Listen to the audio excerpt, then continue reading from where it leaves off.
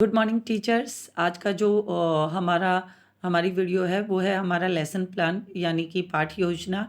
ये सिर्फ टीचर्स के लिए ही नहीं बल्कि जो कॉम्पिटिटिव एग्ज़ाम दे रहे हैं केवीएस एचटेट उनके लिए भी बहुत उपयोगी रहेगी, क्योंकि थोड़े टाइम में वो चैप्टर को के बारे में ज़्यादा कुछ जान पाएंगे। तो चलिए शुरू करते हैं। कक्षा 10वीं, पुस्तक संचन, विषय वस्तु कहानी, प्रकरण हरिहर काका।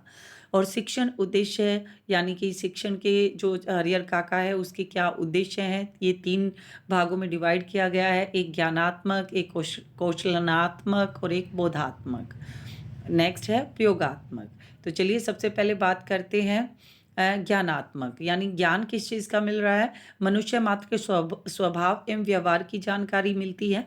पाठ में दिए गए तथ्यों की हम सूची बनाना, और जो ज्ञान मिल रहा है उसके आधार पर पाठ के तथ्यों पर हम सूची बना सकते हैं। जैसे कि गांव का ब्यौरा दिया गया है, लेखक के गांव का ब्यौरा दिया गया है, ठाकुर बारी के बारे में बताया गया है, महंत के बारे में बताया गया है। इस तरह से बहुत सारे तथ्य हैं उसमें। कहानी के विषय वस्तु को पूर्व में सुनी या पढ़ी हुई घटना से संबंध करना, यानी हम बच्चों से पूछ सकते हैं कि उन्हें इस विषय में कोई ज्ञान है कि नहीं, कि जो रिश्ते हैं वो स्वार्थ पर किस तरह से टिके हुए हैं, या उन्होंने कभी ऐसे किसी पर्सन को वो जानते हैं, या उन्होंने कभी ऐसे पर्सन के बारे में सुना है जिनसे मतलब जो हम हरिहर काका से जोड़ सकते हैं।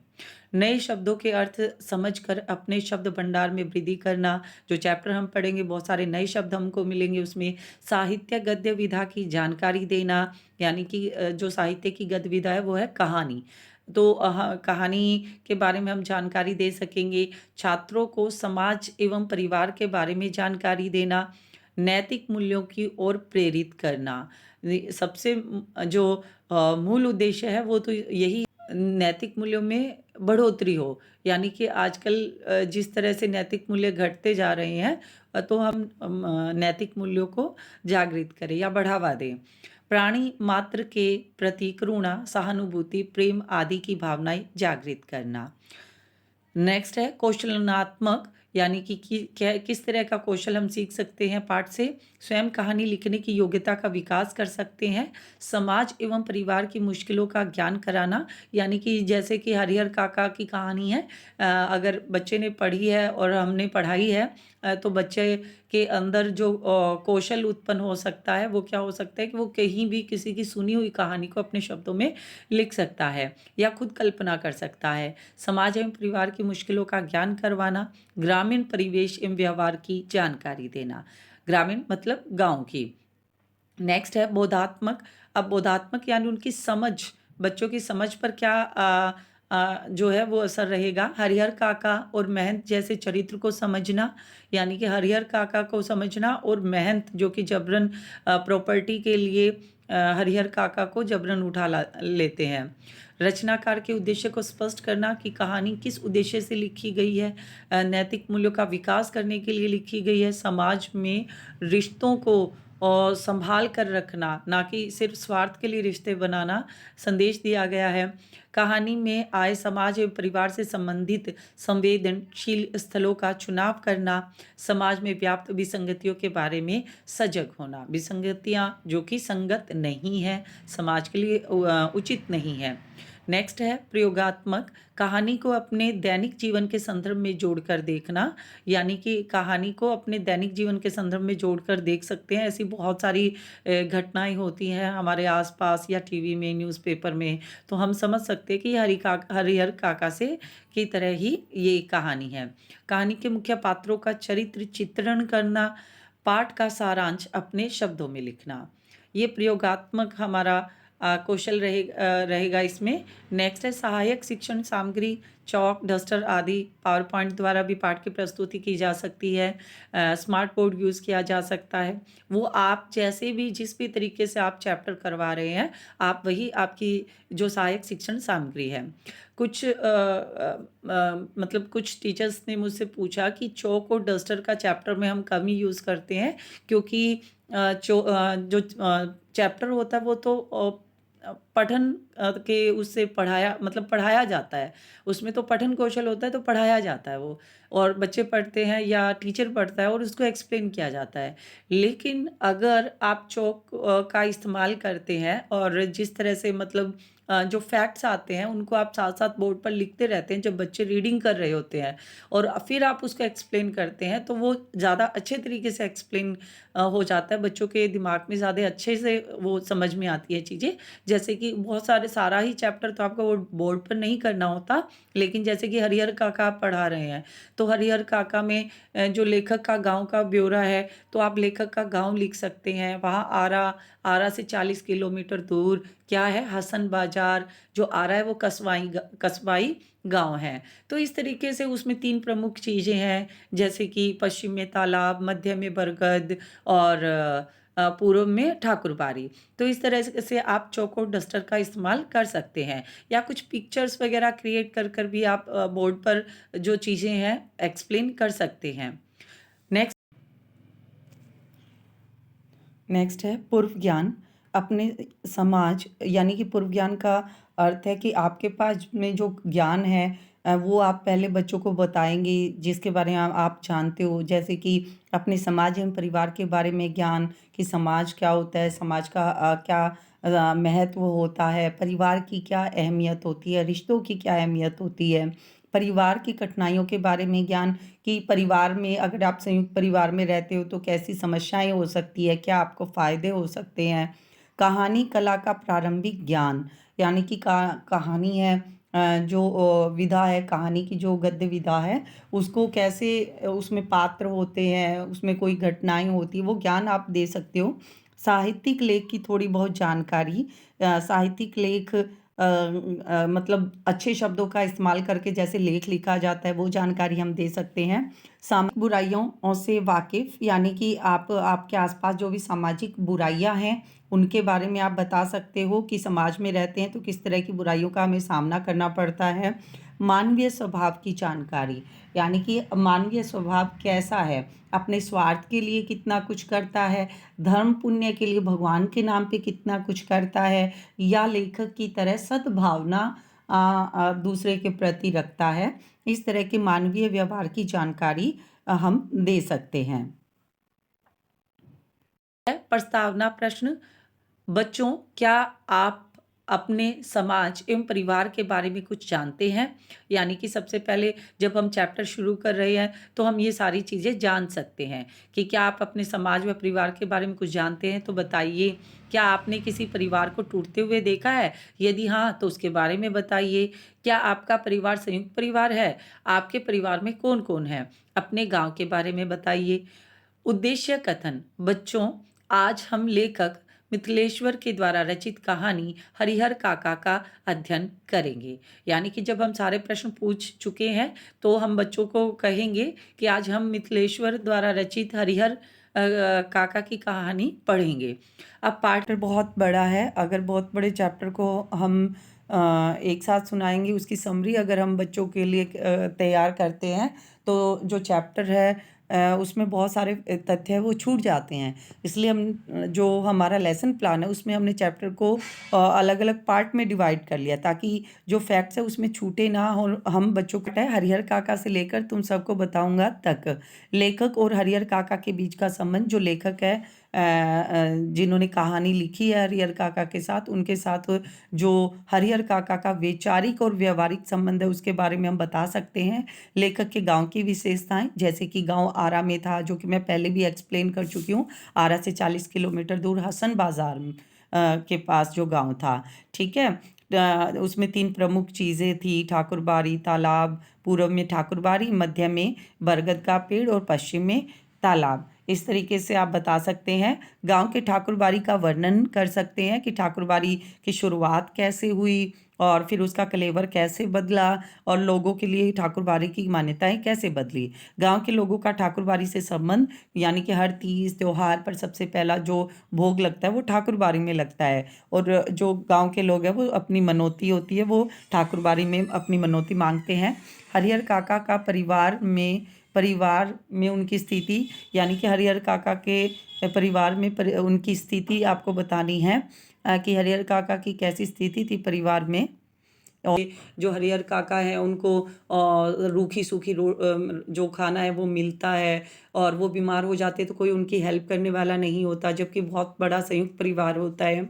नेक्स्ट है घर में मेहमान आने पर हरिहर काका के साथ घर वालों का दुर्व्यवहार और काका का क्रोधित होना। यानी कि जब वो उनके जो भतीजे होते हैं जो क्लर्क है शहर में, उनके साथ उनका मित्र आता है तो उनके लिए बहुत सारी जो नई नई चीज़ें, अच्छी स्वादिष्ट चीज़ें बनती है, और हरिहर काका का भी स्वादिष्ट भोजन खाने का काफ़ी दिनों से दिल कर रहा होता है, तो वो बहुत खुश होते हैं। लेकिन जो हरिहर काका है पहले तो उनको कोई याद ही नहीं करता। जो भाई होते हैं वो खेत निकल जाते हैं ताकि हरिहर काका ने खाना नहीं खाया, और बाद में जो खाना होता है वो बचता नहीं है। इसके लिए जो हरिहर काका है उन्हें चावल के साथ अचार और अचार के साथ मट्ठा दे दिया जाता है, जिससे हरिहर काका को बहुत क्रोध आता है।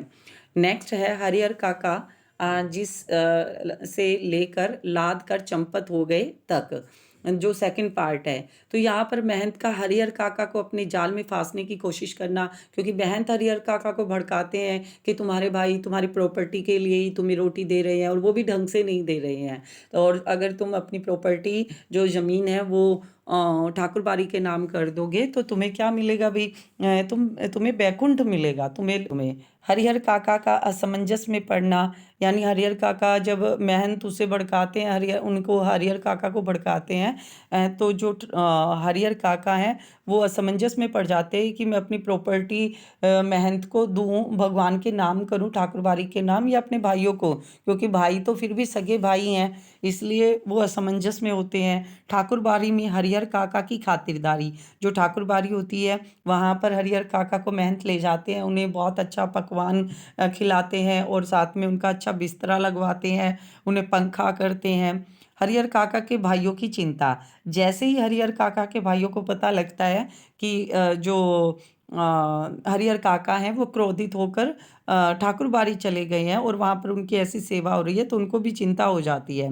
हर घर में हरिहर काका के साथ अच्छा व्यवहार, जब वो हरिहर काका को उनके भाई वापिस लेकर आते हैं और अपने जो पत्नियां उनको समझाते हैं कि जो हरिहर काका है उनको अच्छा खाना पीना सब कुछ उनका अच्छा होना चाहिए, तो घर में उनके साथ अच्छा व्यवहार होने लग जाता है। नेक्स्ट है महंत के द्वारा हरिहर काका का अपहरण। जब महंत को लगता है कि सीधी उंगली से घी नहीं निकलेगा तो उंगली टेढ़ी करनी पड़ेगी, तो महंत क्या करते हैं, हरिहर काका को का अपहरण कर लेते हैं, उनको किडनैप कर लेते हैं, और जबरदस्ती उनको वहाँ ले आते हैं ठाकुर बाड़ी में, और उनका अंगूठा लेने का कागज पर अंगूठा लेने की कोशिश करते हैं। महंत के द्वारा हरिहर काका का अपहरण, तो ये हम कर चुके हैं। और नेक्स्ट है तीसरा जो पार्ट है, गांव में किसी ने से लेकर दुख बिताए नहीं बीतेगा तक का जो रहेगा, उसमें हमने बताना है कि ठाकुर बाड़ी में हरिहर काका के साथ दुर्व्यवहार, जो ठाकुर बाड़ी है कैसे उनको बांध कर रखा जाता है, मुंह में कपड़ा ठूस कर रखा जाता है। महंत और पुजारी आदि की कलही खुलना, जो भाई हैं वो सब मिलकर जब हरिहर काका को छुड़वाते हैं, कलही खुलना होता है भेद खुलना, तो जो महंत और पुजारी हैं सारे गांव के सामने उनकी सच्चाई आ जाती है। भाइयों के द्वारा हरिहर काका की सुरक्षा, जो भाई होते हैं वो हरिहर काका को बाहर नहीं निकलने देते, अकेले कहीं नहीं जाने देते, उनको खतरा होता है कि महंत को मौका मिलते ही हरिहर काका को फिर से कोशिश करेंगे उनकी ज़मीन उनसे छीनने की। हरिहर का संपत्ति किसी को न देने की इच्छा प्रकट करना, जब हरिहर काका को पता लगता है कि उनके भाई है या महंत है कोई भी है, सब उनकी प्रॉपर्टी की को पाना चाहते हैं, इसलिए वो कहते हैं कि मैं मेरी जो ज़मीन है वो किसी को भी नहीं देना चाहता। फिर फोर्थ पार्ट में हम देखते हैं, लेकिन हरिहर काका का सोच से लेकर उसका भोग लगा रहे हैं। भाइयों का संपत्ति हथियाने के लिए हरिहर काका पर दबाव, जिस तरह से मेहनत करता है ठीक उसी तरह से जो हरिहर काका के भाई होते हैं वो भी उस पर जो हरिहर काका को प्रेशराइज करते हैं कि तुम जो प्रॉपर्टी है जो ज़मीन है वो हमारे नाम कर दो। भाइयों के द्वारा हरिहर को मारना पीटना, प्रॉपर्टी के लिए भाई उनको मारने पीटना शुरू कर देते जब वो देने से अंगूठा लगाने से मना कर देते हैं। हरिहर काका का घर से अलग रहना, फिर हरिहर काका घर से अलग रहने लग जाते हैं और दो कांस्टेबल भी होते हैं जो उनकी सुरक्षा का ध्यान रखते हैं। बाहरी व्यक्तियों द्वारा जमीन हथियाने के लिए काका को समझाना, यानी बाहरी कुछ व्यक्ति है, कोई जो कहीं वो स्कूल बनवाने के लिए उनसे ज़मीन लेना चाहते हैं, तरह तरह के ट्रिक्स वहाँ पर लगाते हैं। हरिहर काका को के मामले को लेकर गांव वालों के बीच बहस, यानी कि गांव में बहस छिड़ती है कि हरिहर काका अपनी ज़मीन किसे देंगे। एक पक्ष था जो ये सोचते थे कि भाइयों का क्या है, उन्होंने उनकी सेवा ही नहीं की, भगवान अगर ठाकुरबाड़ी के नाम वो अपनी ज़मीन कर देते हैं तो उन्हें धर्म की प्राप्ति होगी और वो बैकुंठ जाएंगे। दूसरा पक्ष होता है गांव के ही लोग जो सोचते हैं कि उन्हें अपनी ज़मीन है वो अपने भाइयों को ही देनी चाहिए। महंत और हरिहर काका के भाइयों के द्वारा जमीन हथियाने की तैयारी, यानी कि महंत और हरिहर काका के जो भाई हैं वो किसी भी तरीके से जो हरिहर काका से उनकी ज़मीन छीनना चाहते हैं। दोनों ही अपनी अपनी चालें चलते हैं। हरिहर काका का बीमारी की हालत में मौन हो जाना, जो कि हमारे जो चैप्टर है हरिहर काका जहाँ से शुरुआत होती है वहीं पर बताया जाता है कि जो हरिहर काका है वो लेखक से मिलते हैं। वो एक बार आँख खोलकर लेखक को देखते हैं लेकिन वापिस अपनी आंखें बंद कर लेते हैं। तो लेखक को ऐसा लगता है कि जैसे वो बहुत कुछ कहना चाहते हैं और कुछ ना कह पाने के कारण वो कुछ भी नहीं कहते हैं। इस तरह से हमारी हरिहर काका की कहानी समाप्त होती है, जिसको हम बच्चों को एक्सप्लेन कर सकते हैं। अगर हम ये फैक्ट बनाते हैं और बच्चों को भी अगर एक तरह से नोट्स बनाने के लिए कहते हैं तो बच्चों को ज़्यादा अच्छे से वो चैप्टर है वो लर्न हो जाएगा। शिक्षण विधि, कहानी का सारांश हम पढ़ चुके हैं। मैं आपको पूरा कहानी का सारांश बता चुकी हूँ। अगर और छात्र और क्रियाएं आपको लिखनी है कि कहानी को ध्यानपूर्वक सुनना और समझने का प्रयास करना, नायक के चरित्र यानी कि नायक कौन है के चरित्र पर तथा सामाजिक बुराइयों पर अपने विचार प्रस्तुत करना, और प्रस्तुत कहानी के लेखक गांव, ये आप सारांश है। अगर आप पढ़ना चाहते हैं तो आप पढ़ सकते हैं यहाँ से और पढ़कर इसको लिख सकते हैं। आप पूरा सारांश देख सकते हैं, क्योंकि मैंने जो खंडों में जो कहानी के खंड किए उनमें जो मैंने कहानी बताई है सेम वही कहानी है। इसको आप जितनी बार चाहे पढ़ सकते हैं और लिख सकते हैं। सारांश लिखना भी ज़रूरी नहीं है अगर आपने पार्ट में कहानी को डिवाइड कर लिया है। इसके हम लेखक का परिचय दे सकते हैं जो कि मिथिलेश्वर लेखक का नाम है। उनका जन्म 1950 यानी कि 1950 में एक सुप्रसिद्ध साहित्यकार हैं जिन्होंने अपनी कहानियों में ग्रामीण जीवन को बखूबी उकेरा है। ये वर्तमान आरा के विश्वविद्यालय, जो कि हमने पाठ में भी पढ़ा है, रीडर के पद पर कार्यरत हैं। इनकी प्रमुख जो कृतियां हैं वो बाबूजी, मेघना का निर्णय, हरिहर काका, चल खुसरो, और घर आपने कहानी संग्रह है इनका, और जुनिया, युद्ध स्थल, प्रेम ने बाड़ी उपजे और अंत नहीं उपन्यास। इन्हें सोवियत लैंड नेहरू पुरस्कार सहित अन्य कई पुरस्कारों से सम्मानित किया जा चुका है। अब यहाँ पर जो छात्रों की क्रिया है वो उसमें लिख सकते हैं लेखक के बारे में आवश्यक जानकारियाँ अपने अभ्यास पुस्तिका में लिखना, उनकी जन्म, उनकी मृत्यु, विशेषकर तो आपको जो चैप्टर हम जब स्टार्ट करते हैं तो डेट एंड सबसे पहले पाठ का नंबर, पाठ का नाम और हरिहर काका, फिर पाठ की विधा ज़रूर लिखवानी चाहिए आपको ताकि बच्चों को पता रहे। और ये क्वेश्चन पूछे भी जाते हैं बोर्ड में कि कौन से पाठ की क्या विधा है, तो हम लिख सकते हैं विधा में कहानी, और उसके बाद जो लेखक का जन्म और मृत्यु वो बच्चों के लिए विशेष रहता है। नेक्स्ट है शिक्षक द्वारा पाठ का उच्च स्वर में पठन करना। शिक्षक भी कर सकता है और जो छात्र उनसे भी करवाया जा सकता है। उच्चारण एवं पठन शैली को ध्यान से सुनना, ये छात्रों की क्रिया है। फिर अध्यापक का है पाठ के अवतरणों की व्याख्या करना। जैसे जैसे मैंने एक एक खंड में व्याख्या की है अभी, ठीक उसी तरह से पाठ को छात्र क्या करेंगे, पाठ को हृदयंगम करने की क्षमता को विकसित करने के लिए पाठ को ध्यान से सुनना, पाठ से संबंधित अपनी जिज्ञासाओं को का निराकरण करना। अगर बच्चा किसी भी तरह का प्रश्न करता है तो उसका आंसर ज़रूर मतलब जो अध्यापक होता है उसको उसका आंसर ज़रूर देना चाहिए, उसे इग्नोर नहीं करना चाहिए। ये नहीं कि वो चैप्टर से रिलेटेड पूछ रहा है, हो सकता है कि वो चैप्टर से रिलेटेड उसके ध्यान में कोई घटना आई हो और वो वही बताना चाहता हो, तो भी आपको ध्यान से सुनना चाहिए। नेक्स्ट है कठिन शब्दों के अर्थ आप दे सकते हैं। वैसे तो देखिए संचयन में ना जो कठिन शब्द है उनके अर्थ नीचे लिखे हुए दिए गए हैं, लेकिन उसके अलावा भी बहुत सारे शब्द हैं। तो इसमें जो लिखे हुए हैं उसके उसके अलावा भी अगर आप पहले चैप्टर पढ़ते हैं, जिन शब्दों के अर्थ आपको पता है आप वो ना लिखिए बेशक, लेकिन जिनके अर्थ आपको भी नहीं पता है तो वो शब्द आप ज़रूर लिख के रखिएगा और आपको वो शब्दों को जो अर्थ है उनको ध्यान में रखना है। ये आप देख सकते हैं शब्द। और इसके बाद है छात्रों द्वारा शब्दों के अर्थ अपनी अभ्यास पुस्तिका में लिखना। अभ्यास पुस्तिका नोटबुक में भी लिख सकते हैं, जबकि जो चैप्टर पढ़ रहे हैं होते हैं तब हम बुक में भी उनको अंडरलाइन करवा कर लिखवा देते हैं। नेक्स्ट है छात्रों द्वारा पठित अनुच्छेदों में होने वाले उच्चारण संबंधी अशुद्धियों को दूर करना।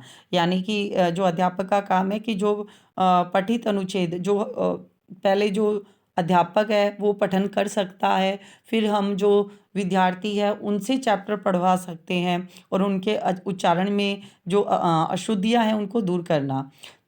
छात्रों की क्रिया क्या रहेगी? छात्रों द्वारा पठन, यानी कि वो पाठ को पढ़ेंगे। नेक्स्ट है अध्यापक की क्रिया, पाठ में आए व्याकरण का व्यावहारिक ज्ञान प्रदान करना। कुछ मुहावरे इसमें आए हैं जो कि साथ के साथ अंडरलाइन करवा सकते हैं, फिर नोटबुक में लिखवा सकते हैं, तो बच्चों को ईजिली याद हो जाते हैं अगर हम साथ के साथ मुहावरे करवा देते हैं। नेक्स्ट है विदेशी शब्द, जितने भी बहुत सारे विदेशी शब्द इसमें आए हैं, देशज शब्द हैं इसमें, तो वो शब्द हम लिखवा सकते हैं। नुक्ता बहुत इस्तेमाल हुआ है, नुक्ते वाले शब्द लिखवा सकते हैं। और छात्रों का की क्रिया रहेगी व्याकरण के इन अंगों के नियम, प्रयोग एवं उदाहरण को अभ्यास पुस्तिका में लिखना। अभ्यास पुस्तिका में भी लिख सकते हैं और ज़रूरी नहीं है कि सारी चीज़ें अभ्यास पुस्तिका में लिखी जाएं। तो अगर बच्चों को चीज़ें समझ आ जाती हैं तो वो बुक के माध्यम से साथ के साथ भी समझ आ जाती हैं। आगे देखिए गृह कार्य है, पाठ का सही उच्चारण के साथ उच्च स्वर में पठन करना।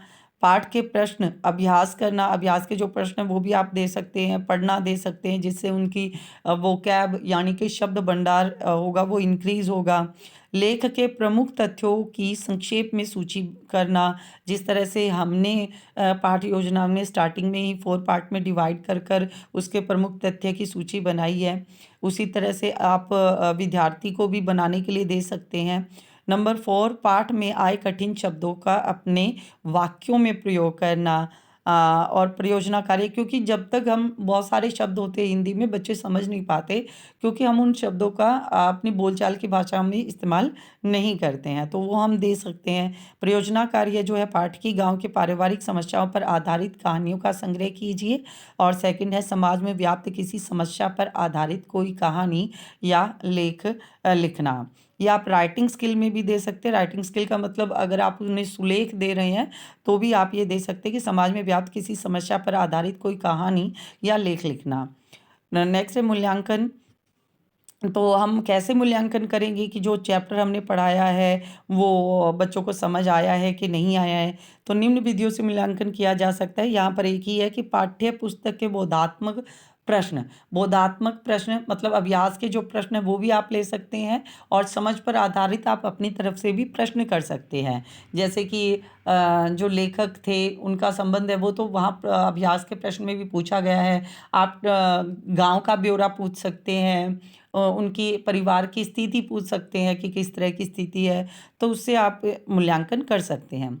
आशा करती हूँ आप लोगों के लिए ये जो पाठ्य योजना है बहुत ही उपयोगी रहेगी, और ऐसे ही मैं जो बाकी चैप्टर्स हैं उनकी पाठ्य योजना भी आप तक ज़रूर पहुंचाने की कोशिश करूंगी। मुझे जितना भी समय मिलता है तो मैं कोशिश करती हूँ।